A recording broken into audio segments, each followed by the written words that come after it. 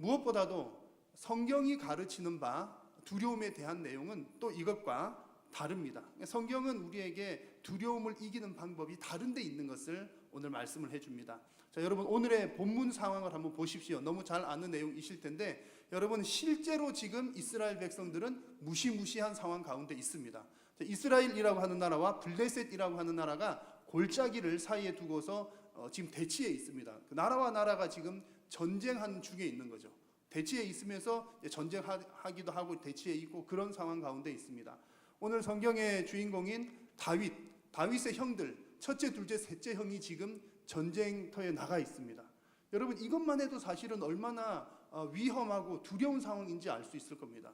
여러분 가족들 중에 뭐 아들이 여러 명 있다 하더라도 하나만 나가 있어도 얼마나 그게 두려운 일입니까? 다윗의 형들이 3명이나 지금 전쟁터 나가 있는 겁니다. 자칫 잘못하면 형제 셋을 한꺼번에 잃을 수 있고 부모 입장에서는 아들 셋을 한꺼번에 잃을 수 있는 그런 상황입니다. 게다가 지금 더 큰 두려움은 눈앞에 보이는 골리앗이잖아요. 골리앗. 여러분 잘 아시는 것처럼 골리앗은 키가 3m나 된다고 했습니다. 여러분 진짜로 그런 사람이 있었을까요? 성경에 나오는 그냥 지어낸 이야기일까요? 성경 곳곳에 보면 거인들에 관한 얘기들이 나오죠. 네피림 족속들, 그 다음에 가나안 땅에 있었던 아낙 자손들, 네피림의 후손으로 추정을 합니다. 그런 사람들이 있었고요. 또 실제로도 이 보이는 사진은 아프가니스탄의 거인족이라고 알려진 사람들입니다. 뭐 어쨌든 이제 이런 거인들이 있었고요. 골리앗도 이렇게 큰 거인이었습니다. 그러다 보니까 이 골리앗이 입고 있었던 갑옷 무게만 해도 57kg. 여러분 권사님들 다 몸무게 50kg도 안 나가시잖아요. 여러분들보다 무거운 사람 하나를 몸에 짊어지는 갑옷. 게다가 창을 가지고 있는데 창 끝에 있는 이 쇳덩어리 무게가 7kg 정도 되는 그야말로 무시무시한 사람이 골리앗이었습니다. 이런 사람이 지금 이스라엘 백성들 앞에 나가서 소리치는 거죠. 너희들 중에 한 사람을 대표로 내보내라. 1대1로 한판 붙자. 그래가지고 진 쪽이 종이 되는 거다. 뭐 그러면서 이제 이스라엘 백성들이 사람들이 못 나오고 있으니까 두려움에 떨면서 못 나오니까 나와 싸울 놈이 하나도 없단 말이냐 그러면서 이스라엘 백성들을 막 조롱을 하고 있습니다. 자, 이때 이스라엘 반응들이 어떠했습니까? 11절 말씀 보니까 사울과 온 이스라엘 사람들이 블레셋 사람이 이 말을 듣고 놀라서 크게 두려워했더라. 이렇게 말씀은 기록하고 있습니다. 자, 그런데 여러분 좀 하나 이상한 점이 있지 않습니까? 아무리 골리앗이 크고 무섭고 뭐 그렇다 하더라도 여러분 그래도 이스라엘도 한 나라인데 그 이스라엘 나라 사람들 중에 누구 한 명이라도 용기 있는 사람이 없었을까요? 아니 다 없었다 하더라도 여러분 사울 왕을 보십시오. 사실은 사울 왕도 어떤 사람이었냐면 나름대로 이스라엘에서는 영웅이었습니다. 처음에 이제 사울 왕이 왕으로 뽑힐 때 이스라엘 백성들 중에 가장 준수한 사람이었고 다른 사람들보다 키가 어깨 하나만큼이나 키가 더 있었다고 그랬습니다. 사울도 장군이었고 대단한 사람이었던 거죠. 그래서 아말렉 사람들하고 전쟁하면서 야베스 족속을 구해낼 때도 정말 용사 중에 용사로 활약을 했던 사람이 바로 사울 왕입니다. 그리고 만약에 이제 그래도 사울 왕도 장군인데 골리앗은 더 큰 장군이잖아요. 그렇게 보더라도 그래도 사울은 한 나라의 왕인데 설령 마음속으로 야, 저 골리앗 되게 무섭게 생겼다. 나 한판 붙으면 안 되겠는데 만약에 사울이 그런 마음이 들더라도 왕인데 무서워서 지금 벌벌 떨고 있어서는 안 되지 않겠습니까? 마음속으로 혹은 무섭더라도 누구냐 골리앗 너 당장 나와. 소리 일단 한번 지르고 본인은 안 나가더라도 너 당장 나와. 너 가봐. 누구 이제 부하를 시키더라도 왕이니까 그 정도는 해야 되지 않겠습니까? 그런데 오늘 성경은 어떤 내용으로 지금 기록을 하고 있냐면 이스라엘 백성들의 사기가 완전히 다 바닥에 떨어진 것으로 지금 부각을 시키고 있습니다. 사울과 온 이스라엘이 지금 두려움에 떨고 있다는 거죠. 근데 여러분 여기서 중요한 포인트가 한 가지 있는데 지금 이스라엘 백성과 또 사울 왕 이 사람들이 두려움에 떨고 있는 것이 겉으로 보기에는 블레셋과 골리앗 때문에 그런 것처럼 보이지만 실상 그들이 두려움에 사로잡힌 이유는 다른 데 있다는 것입니다. 사무엘상 16장 14절에 보니까 이런 말씀 기록되어 있습니다. 여호와의 영이 사울에게서 떠나고 여호와께서 부리시는 악령이 그를 번뇌하게 한지라.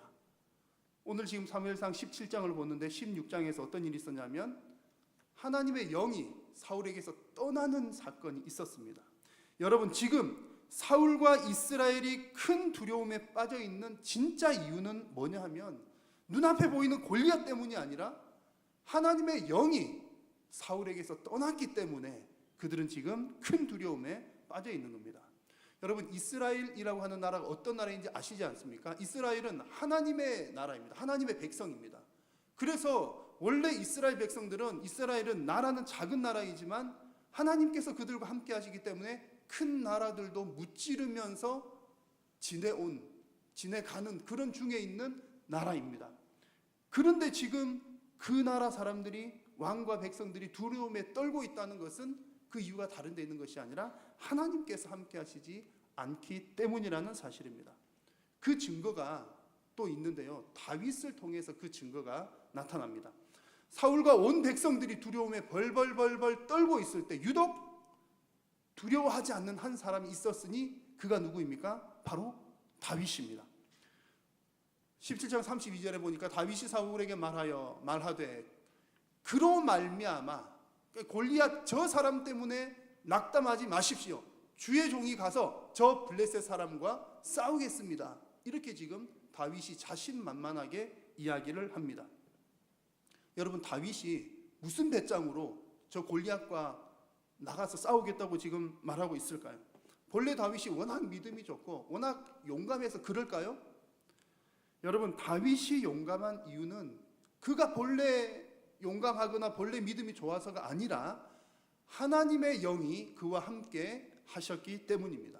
자, 16장 13절 말씀 보니까 사무엘이 기름 뿔병을 가져다가 다윗의 형제 중에서 다윗에게 기름을 부었더니 이날 이후로 다윗이 여호와의 영에게 크게 감동되었다라고 기록을 합니다. 여러분, 중요한 포인트가 무엇입니까? 하나님의 영이 함께하는 것입니다. 하나님의 영이 함께하니까 두려움이 없습니다. 그러나 하나님의 영이 함께하지 않으시니까 두려움에 사로잡히게 되는 것입니다. 여러분 인생에서 무엇이 가장 두려우십니까? 여러분들은 무엇 때문에 두려워하십니까? 마치 골리앗처럼 눈에 보이는 그 어떤 존재 때문에 여러분 두려워하십니까? 우리의 두려움의 대상은 눈에 보이는 그 어떤 것이 아니라 혹여나 하나님의 영이 나와 함께 하지 않을까? 그것이 우리의 가장 큰 두려움인 줄로 믿습니다. 여러분, 하나님의 영만 함께 하신다면 하나님의 백성인 저와 여러분들은 이 세상 그 어떤 무엇도 우리를 두렵게 할 수 없는 줄로 믿습니다. 사랑하는 성도 여러분, 오늘 이 말씀을 꼭 기억하십시오. 지금 이스라엘 백성들, 사울 왕 지금 두려움에 벌벌 떨고 있는 것은 골리앗 때문이 아닙니다. 겉으로 보기에는 골리앗 때문에 그러죠. 그러나 하나님의 영이 그들과만 함께 했더라면 골리앗 아니라 골리앗보다 2배, 3배 더 큰 거인이 나타나더라도 그들은 두려워하지 않았습니다. 여러분, 이들이 지금 두려워하고 있는 이유는 하나님의 영이 떠났기 때문입니다. 여러분의 인생에서 늘 하나님의 영이 함께 하심으로 여러분의 인생이 승리하는 인생 되시기를 주의 이름으로 축원합니다. 같은 맥락에서 보면 분노의 문제도 하나님과 연관이 되어 있는 것을 알 수 있습니다. 오늘 말씀 보면 두 종류의 분노가 대립이 되어서 나타납니다. 하나는 다윗의 형인 엘리압의 분노가 나오고요, 또 하나는 다윗의 분노가 나옵니다. 자, 28절 말씀이 보시면 이런 말씀이 있습니다. 큰형 엘리압이 지금 다윗에게 하는 말인데요, 다윗이 전쟁터 중에 왔다 갔다 하면서 사람들이 하는 얘기를 듣습니다. 저 무시무시한 골리앗을 잡는 사람, 골리앗과 싸워서 이기는 사람한테는 큰 상금을 준대, 또 사울 왕의 딸도 준대, 그런 얘기하는 것을 다윗이 들으면서 이렇게 다니는 겁니다. 그것을 보고 지금 엘리압이 하는 말이 뭐냐면 화가 나가지고 다윗에게 노를 발하여 이르되 네가 왜 지금 양떼는 지키지 않고 이리 왔다 갔다 하느냐, 너가 지금 전쟁 구경하러 왔느냐, 이렇게 지금 엘리압이 대단히 화가 나 있는 상태인 겁니다. 여러분, 엘리압뿐만 아니라 지금 이런 상황에서는 온 이스라엘이 화가 날 만하죠. 왜냐하면 지금 상황이 좋지 못하니까 그냥 누가 옆에서 말만 건네도 지금 짜증이 나고 화가 나는 겁니다. 상황이 그만큼 좋지 않는 그런 상황인 거죠. 그렇지 않아도 불안한 상황인데 형인 엘리압이 볼 때는 다윗이 지금 왔다 갔다 하면서 막 전쟁 구경 다니는 철없는 아이처럼 그렇게 보여지는 겁니다. 자, 그런데 여러분, 지금 엘리압만 화가 난 상태냐? 그렇지 않습니다. 다윗도 지금 화가 나 있는 상태인데, 자, 다윗은 왜 화가 났느냐? 다윗이 곁에 서 있는 사람들에게 말하여 이르되 이 블레셋 사람을 죽여 이스라엘을 치욕을 제거하는 사람에게는 어떤 대우를 하겠느냐? 이 할례 받지 않는 블레셋 사람이 누구이기에 살아계시는 하나님의 군대를 모욕하겠느냐? 여러분, 지금 다윗이 말하는 이 말의 뉘앙스를 잘 여러분 이해를 하셔야 됩니다. 지금 다윗이 상금 얘기를 합니다. 사람들이 상금 얘기를 하니까 다윗이 이 블레셋 죽이면 상금이 도대체 얼마나 주냐? 그런데 여러분, 지금 이 말하는 뉘앙스가 다윗이 상금에 관심을 더 많이 가지고 있는 것으로 보이십니까? 그렇지가 않습니다. 그러니까 상금에 관심 갖고 있는 게 아니라 지금 다윗의 관심은 뭐냐면 저 블레셋 사람 골리앗을 죽이는 것, 그 일에 지금 다윗은 관심을 가지고 있는 겁니다. 왜냐하면 다윗은 골리앗이 하나님을 모욕하는 얘기를 들었기 때문에, 골리앗이 하나님 모욕하는 그 얘기 때문에 지금 화가 나 있는 것입니다. 여러분, 지금 각기 다른 두 사람이 다른 이유로 분노하고 있습니다. 형 엘리압이 분노한 이유는 상황과 환경 때문입니다. 다윗이 분노하는 이유는 하나님의 이름이 모욕을 당하기 때문입니다. 여러분, 하나님의 영이 있는 사람과 그렇지 않는 사람은 분명 차이가 있습니다. 하나님의 영이 없는 사람은 눈에 보이는 것만 봅니다. 그러나 하나님의 영이 함께 하시는 사람은 눈에 보이는 것, 그 이면에 계시는 살아계신 하나님을 봅니다. 하나님의 이름이 어떻게 되느냐에 더 많은 관심을 가지고 있다는 얘기입니다. 여러분, 여러분의 삶에서 화가 나거나 분노가 치미는 일 아마 많이 있으실 겁니다. 여러분, 그러실 때 여러분들은 환경을 바라보십니까? 아니면 하나님을 바라보십니까? 여러분들이 화가 나는 이유가 내가 손해보는 것 때문에 화가 나십니까? 아니면 하나님께서 손해보시는 것 때문에 화가 나십니까? 내 영광이 가리우는 것 때문에 화가 나십니까? 하나님의 영광이 가리우는 것 때문에 화가 나십니까? 사랑하는 성도 여러분, 하나님의 영이 없는 사람은 상황과 환경의 영향을 받을 수밖에 없습니다. 그러나 하나님의 영이 함께하는 사람은 상황과 환경이 중요한 것이 아니라 오직 여호와의 이름이 영광을 받으시느냐 그렇지 않느냐, 그것이 우리 인생에서 가장 중요한 문제인 줄로 믿습니다. 그래서 여기 계신 여러분들의 인생을 통해서 오직 여호와 하나님의 이름만이 높임을 받으시기를 우리 주의 이름으로 축원합니다. 다윗과 골리앗 이야기를 쭉 보시다가 보면 다윗과 골리앗의 초점을 맞추어 보면 가장 클라이맥스가 되는 부분이 아마 45절, 49절 이런 내용일 겁니다. 너무 신나는 내용이에요. 자, 45절 말씀을 같이 한번 읽어보겠습니다. 시작. 다윗이 블레 사람에게 이르되 너는 칼과 창과 단창으로 내게 나아오거니와 나는 만군의 여호와의 이름 곧 내가 모욕하는 이스라엘 군대의 하나님의 이름으로 내게 나아가노라. 그러면서 다윗이 물맷돌을 돌려 뛰어가면서 샥 던졌는데 그 큰 3m짜리 골리앗 이마에 딱 맞아가지고 게임이 끝나는 너무나 멋진 장면이죠. 여러분, 다윗 골리앗은 그렇게 큰 덩치에다가 정말 지금 총이 있었다면 총을 쏴도 끄떡 없을 만한 갑옷을 입고 있고요, 그런 무시무시한 창을 들고 있는 그런 사람을 지금 다윗이 때려 눕힌 겁니다. 얼마나 멋진 장면입니까? 어떤 사람들은 우스갯소리로 골리앗이 워낙 크니까 대충 던져도 맞았을 거야, 그런 얘기하긴 합니다만 그것은 이제 사실이 아닌 거죠. 왜냐하면 갑옷을 입고 있었잖아요. 그러니까 뭐 맞아도 이제 끄떡이 없는 겁니다. 그런 상황 중에 이제 빈틈 이마에 딱 돌을 던진 그 다윗, 정말 이거 여러분 그런 이야기 듣거나 보거나 읽거나 다시 봐도 재밌고 신나는 이야기입니다. 멋진 장면이죠. 그러나 여러분, 우리가 지금 오늘 말씀 살피는 것은 이 보이는 현상에만 감탄하고 있어서는 안 되겠다는 겁니다. 자칫 잘못하면 본질을 놓쳐버리기 때문입니다. 이 다윗의 승리에 있어서 아주 중요한 포인트가 있는데 그것이 바로 50절 말씀입니다. 같이 한번 읽어볼까요? 다윗이 이같이 물리매와 돌로 블레셋 사람을 이기고 그를 쳐 죽였으나 자기 손에는 칼이 없었더라. 아멘. 자, 이 구절에서 강조하고 있는 것은 무엇일까요? 물맷돌을 강조하고 있는 걸까요? 다윗이 물맷돌 던져서 골리앗을 이겼더라, 이것을 강조하는 걸까요? 아닙니다. 여러분, 지금 이 구절에서 강조하고 있는 것은 자기 손에는 칼이 없었더라. 이 말씀이 강조점입니다. 성경이 지금 강조해서 하는 얘기는 다윗이 물매를 잘 던졌더라 그 얘기를 하고자 하는 것이 아니라 전쟁이라면 당연히 가지고 있어야 할 칼이나 창도 가지고 있지 않았더라 그 얘기를 지금 강조를 하고 있는 겁니다. 왜 이 이야기를 강조할까요? 왜 이것이 중요합니까? 다윗이 칼도 창도 없었다는 말은 그 전쟁이 다윗의 전쟁이 아니었다는 얘기입니다. 다윗 스스로도 본인도 이 사실을 너무 잘 알고 있었습니다. 그래서 본인도 47절에 뭐라고 고백했냐면 전쟁은 여호와께 속한 것이다. 다윗은 그렇게 고백을 했던 겁니다. 그러니까 나는 칼이나 창 없어도 돼. 왜냐하면 전쟁은 여호와께 속한 것이니까. 그런 믿음이 있었던 거죠. 그런데 우리는 자꾸 우리의 시선은 어디로 갑니까? 다윗의 물맷돌, 멋쟁이 다윗. 자꾸 다윗이 훌륭해 보입니다. 이야기를 조금 앞으로 들어가 보면 다윗이 사울 왕에게 제가 전쟁 나가겠습니다 그렇게 말을 할 때도 보면 정말 멋진 장면이 또 나와요. 이게 어떤 내용이냐면은 사울 왕이 너는 안 돼, 너는 어리니까 전쟁에 못 나가, 어떻게 하려고 그래? 그러니까 다윗이 하는 말이 제가 전에 양을 칠 때 사자도 쳐 죽이고 곰도 쳐 죽였습니다. 그런 얘기를 쭉 하는 거예요. 야, 여러분, 그러면서 우리가 또 드는 생각은 뭐죠? 야, 그렇구나. 역시 다윗이야. 다윗이 평소에도 사자를 잡을 만큼 용맹스러웠구나. 곰을 넘어뜨릴 만큼 물매를 잘 던졌구나. 역시 다윗 짱. 우리는 그런 생각이 자꾸 들죠. 그러나 여러분, 그거 아닙니다. 한번 곰곰이 생각을 해보십시오. 다윗이 사자 한 마리를 잡고 곰 한 마리를 잡을 만한 능력이면 골리앗은 한 몇 마리 잡을까요?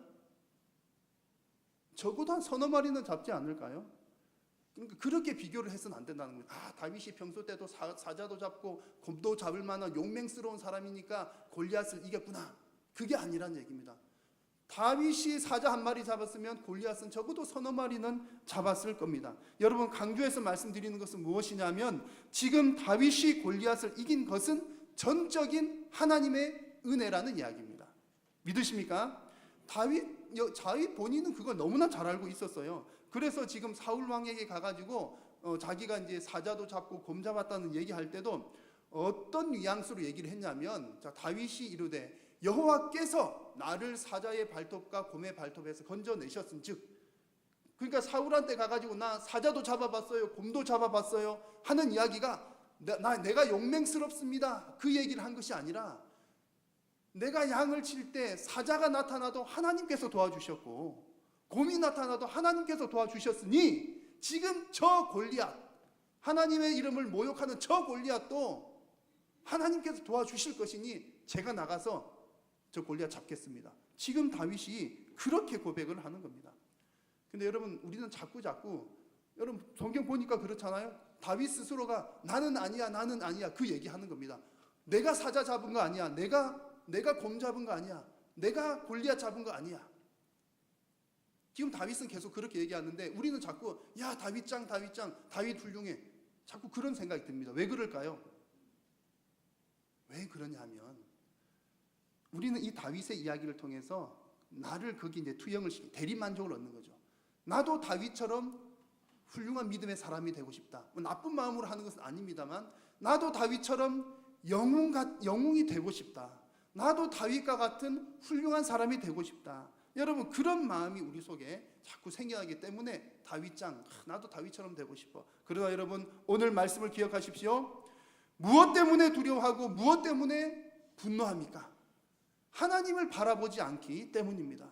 여러분, 우리가 두려워하는 이유는 하나님의 영이 없기 때문이요, 분노가 내 마음 가운데 생기는 것은 하나님을 바라보지 않기 때문입니다.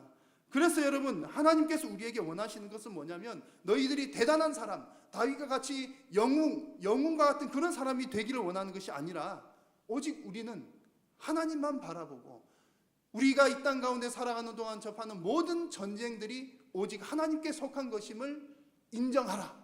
그것이 하나님께서 우리에게 원하시는 일인 줄로 믿습니다. 여러분, 이 세상의 모든 싸움은 나와 세상의 싸움이 아니라 하나님과 세상의 싸움인 줄로 믿으시기를 바랍니다. 감사하게도 그 싸움은 이미 결정이 났습니다. 승부는 끝났어요. 누구 승리입니까? 하나님 승리이십니다. 다윗도 그것을 아니까 담대하게 나갔던 것이지요. 그것을 아는 사람, 그 사실을 믿는 사람은 두려움이 없습니다. 분노할 일이 없습니다. 여러분, 참된 인생의 승리자는 어느 유명한 스님이 말하였던 것처럼 두려움은 아무것도 아니에요, 허상이에요, 그것을 아는 사람이 인생의 승리자가 아니라 참된 인생의 승리자는 오직 하나님께서 이 전쟁의 주권자가 되시고 오직 하나님의 영이 함께하는 사람이 인생의 승리자인 줄로 믿습니다. 여기 계신 여러분 모두가 다 하나님의 영이 함께함으로 여러분의 인생이 승리하는 인생 되시기를 주의 이름으로 축원합니다. 기도하겠습니다. 살아계신 주님, 오늘 말씀을 통하여 오직 하나님만 바라볼 것, 모든 전쟁은 하나님께 속한 것, 우리로 하여금 알게 하시니 감사합니다. 하나님, 우리는 자꾸 다른 것을 바라보며 엉뚱한 것으로 인하여 두려워하기도 하고 분노하기도 합니다. 그러나 하나님, 온전히 하나님만 바라보게 하여 주옵소서. 사랑하는 온 성도님들이 온전히 주님만 바라봄으로 믿음 가운데 승리하는 삶이 되게 하여 주옵소서. 예수님의 이름으로 기도드립니다. 아멘. 이어서 입교식을 진행하도록 하겠습니다.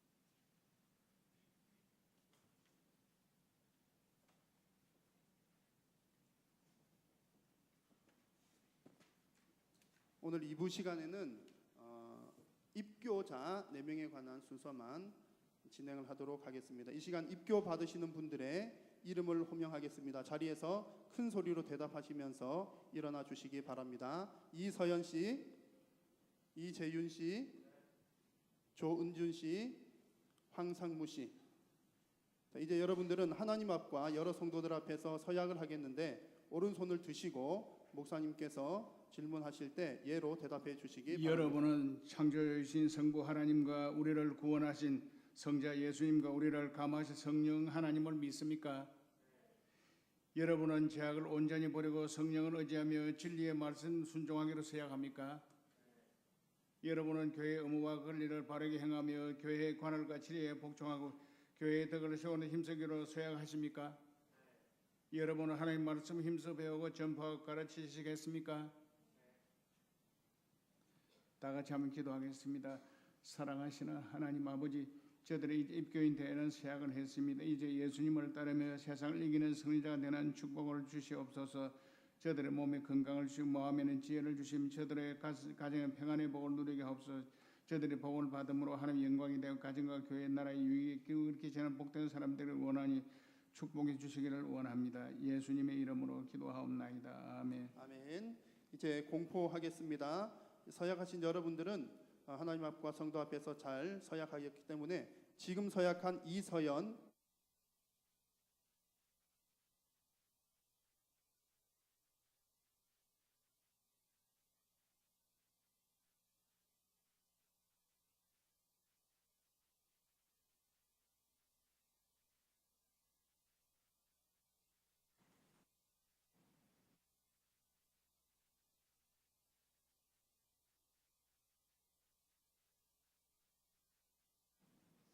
네, 교회 소식 전하도록 하겠습니다.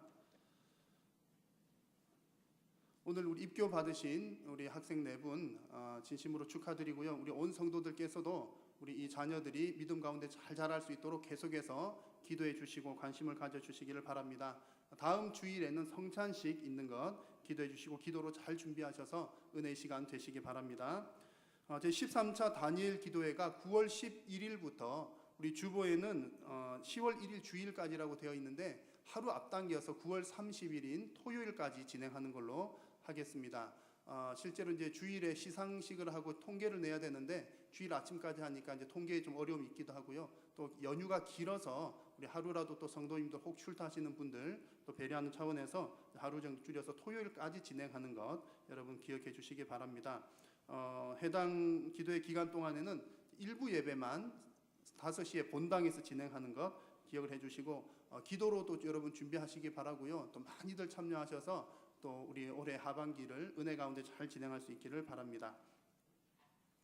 가을 성경 공부를 안내해 드립니다. 오늘 주보 나누어 드린 속지면을 보시면 우리 이제 가을 학기 성경 공부 프로그램이 쭉 나와 있습니다.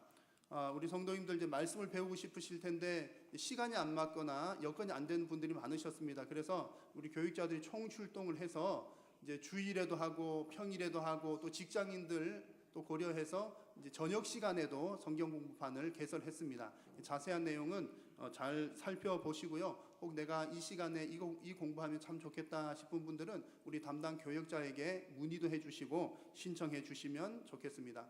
9월 둘째 주 혹은 셋째 주부터 형편에 따라 개강하는 걸로 하고요.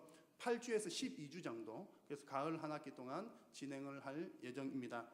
그리고 지난 주간에 쉐마학당 주관하여서 신약 성경 통독 일독 학교를 잘 마쳤습니다. 후원해 주신 여러분들께 감사드리고 우리 19명 참석하여서 아주 은혜로운 시간 보냈습니다.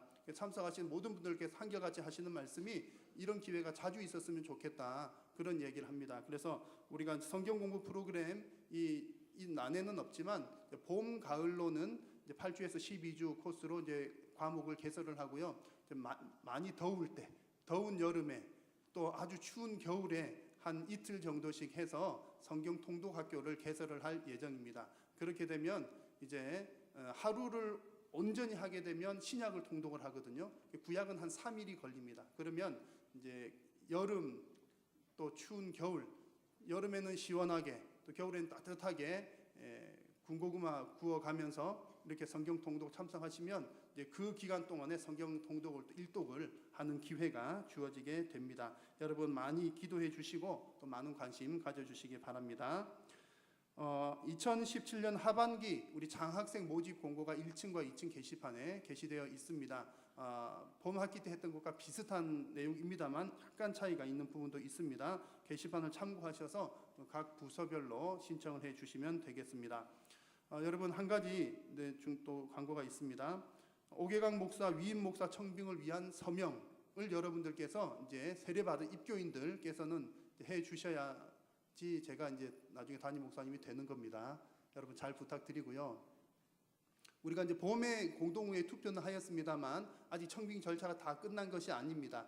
그래서 10월 둘째 주에 있을 그 노회 때 우리 담임 목사님 원로 목사 추대하는 건과 또 제가 이제 위임 목사로 담임 목사로 이제 청빙되는 건에 대한 노회의 허락이 떨어져야 이제 서류상으로 완전 마무리가 되는 겁니다. 그 절차 가운데 이제 필요한 서류가 우리 입교인들 세례 받으신 분들 이제 사인이 여러분들의 서명이 들어가야 되는 겁니다. 여러분 꼭 한 표 잘 부탁드리고요. 나가시면서 보시면 이 종이가 있습니다. 혹 오늘 못하신 분은 다음 주까지 서류는 아마 9월 초 정도에 들어가게 될 겁니다. 그래서 이번 주와 다음 주 하도록 하겠습니다. 가능하면 오늘 나가시면서 다 해주시면 좋겠습니다.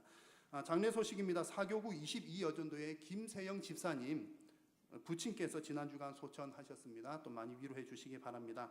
오늘 점심 식사는 홍현진 안수 집사님, 소진선 권사님 가정에서 대접하시겠습니다. 나머지 광고들은 주보를 참고해 주시기 바랍니다. 찬송가 430장 찬송하겠습니다. 한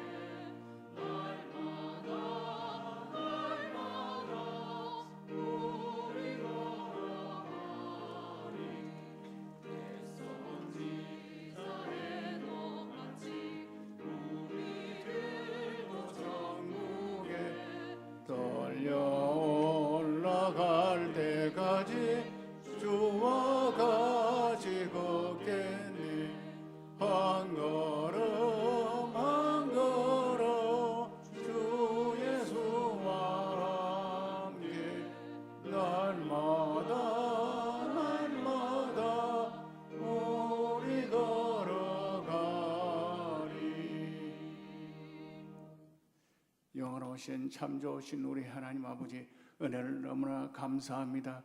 구원받은 하나님의 자녀들로서 하나님 앞에 나와 자리를 지켜 예배할 수 있도록 은혜와 축복으로 역사하심을 너무나 감사합니다. 이 시간 예배를 드리면서 하나님 사랑과 교회 사랑으로 11조를 봉헌합니다. 감사, 선교, 장학, 주일 예물 기타 여러 예물들을 하나님 앞에 바치오니 주님 기뻐 받아주시고 풍성하신 하나님 축복의 손길로 다 채워 주옵소서. 우리 구주 예수 그리스도의 크신 은혜와 아버지 하나님 무한하신 사랑하심과 성령님의 교통하심과 위로하심과 충만케 하심과 넘치도록 크게 축복해 주시는 역사 예배는 성도들 머리 위에와 가정과 하시는 모든 일들을 위해 영원 무궁토록 함께 있을지어다. 아멘.